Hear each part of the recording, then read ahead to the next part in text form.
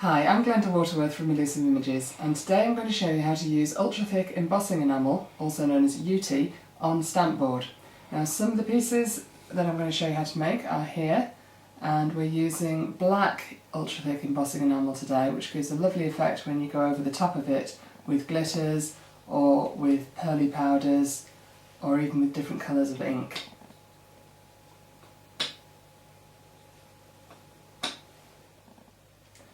Now, to get started, there's a few key things that you need. First of all, you need ultra-thick embossing enamel, and as I said, I'm using the black today, but I've got mine in a tub, and having it in a tub makes a big difference, as you'll see when we actually go through the technique.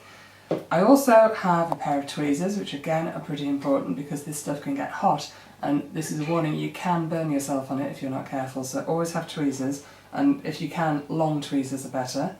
Piece of scrap card, and again this really helps with the technique, so have a piece of scrap card bigger than the piece you're working on.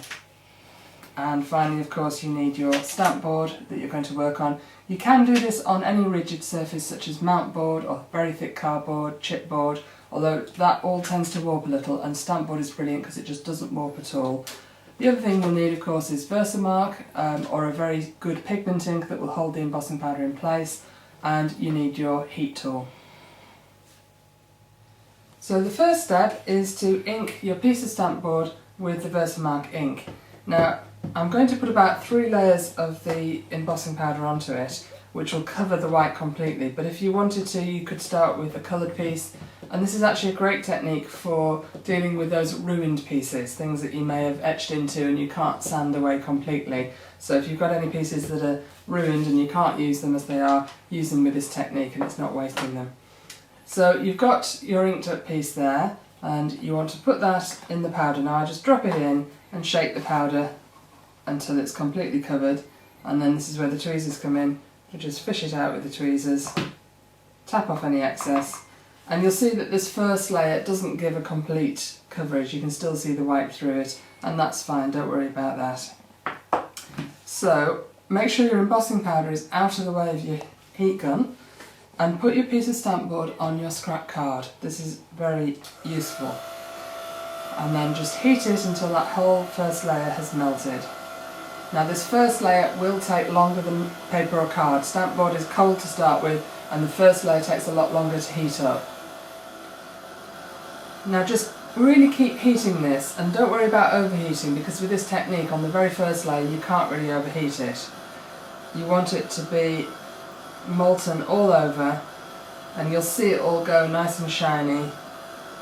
Slightly pitted, it won't be 100% smooth on the first layer, you get that by building up repeated layers, but just keep the heat tool moving all over it so that you haven't got any cold spots there, and then as quickly as you can just drop it back in the tub and get it covered while it's still hot. And that's where that scrap paper comes in. That scrap card is really useful because you're not having to pick up the hot piece with either your hands or tweezers, but you get to drop it straight in the powder, shake the powder onto it while it's hot, and that will give the coverage of the second layer without the need to put any more ink onto it. So you can see the second layer there is a lot more opaque, it's covering it much better. And again we repeat and we heat that second layer up until that's molten. So our second layer is just about finished melting now, and you can see that it's starting to build up much more of a sheen on it. And you repeat the same thing again. As soon as you've finished heating, just pick that card up, get it in the tub and get that powder shaken all over it while it's hot. Once again, fish it out with your tweezers, and that's your final layer.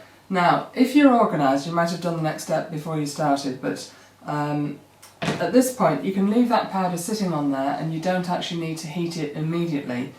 What you can do now is get a stamp ready that you're actually going to use to stamp into the UTEE once it's molten. So I'm going to use one of the stamps from the Filigree Fusion and Fantasy Floral theme plates. This is actually from the Fantasy Floral, and I'm going to get some ink onto the stamp before we start. So I'm just using the Versamark, but you can actually use a gold ink, looks stunning, or you can use a coloured pigment ink. some of the opalite inks can look really effective on black. So whatever ink you've got, a pigment ink is better than a dye ink. A dye ink will just sort of not show up afterwards. It'll help release the stamp, but it won't actually show up. So you just want to get your stamp inked and have that to one side ready. You don't need it immediately. Bring your stamp board piece back, and again we're going to heat this third layer until that's molten. Now this is the third layer. You can add a fourth if you really want more depth, but I usually find three layers is actually enough. And again, make sure you haven't got any cold spots, that the whole thing has been evenly heated. You'll see you've got a beautiful glass-like sheen on there at the moment. And once you've finished, you take your stamp and just gently lay it down and press it in. And it's very easy at this point, if you're not careful, to actually skid and scoop the whole lot off the surface. So you want to go down vertically and not go at an angle, because you can just really mess it up at this stage if you're not careful. And I think that's one of the reasons that people get discouraged with the technique. So always make sure you lay it down quite gently and straight down. And then lift it off, and you can see the texture that you've got in that. You get a nice close up on there and really see that texture.